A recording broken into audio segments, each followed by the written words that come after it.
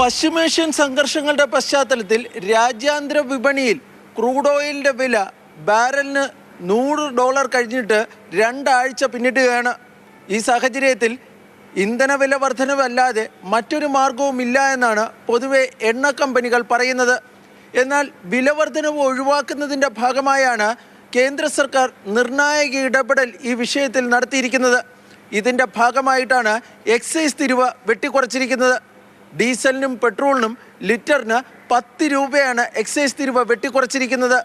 2025 April മുതൽ പെട്രോളിൻ്റെ excise തീരുവ ലിറ്ററിന് 13 രൂപയായിരുന്നു.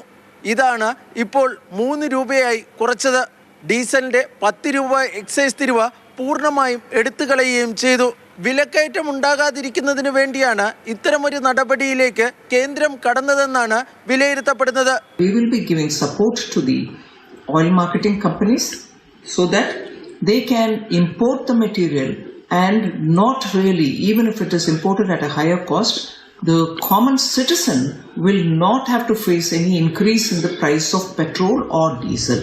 പശ്ചിമേഷ്യൻ സംഘർഷങ്ങളുടെ പശ്ചാത്തലത്തിൽ രാജ്യത്തെ ലോക്ക്ഡൌൺ പ്രഖ്യാപിച്ചേക്കുമെന്ന വാർത്തകളും കേന്ദ്ര സർക്കാർ തള്ളി. ഇന്ന് വൈകിട്ട് പ്രധാനമന്ത്രി മുഖ്യമന്ത്രിമാരുടെ യോഗം വിളിച്ചു ചേർത്തിട്ടുണ്ട്. കേരളം ഉൾപ്പെടെ നിയമസഭാ തെരഞ്ഞെടുപ്പ് നടക്കുന്ന സംസ്ഥാനങ്ങളുടെ മുഖ്യമന്ത്രിമാർ ഈ യോഗത്തിൽ പങ്കെടുക്കില്ല.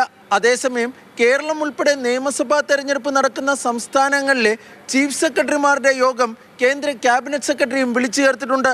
ഊർജ്ജ മേഖലയിൽ പ്രതിസന്ധി ഉണ്ടെങ്കിലും കടുത്ത നിയന്ത്രണങ്ങളിലേക്ക് സർക്കാർ നിലവിൽ കടന്നേക്കില്ല എന്നാണ് സൂചനകൾ.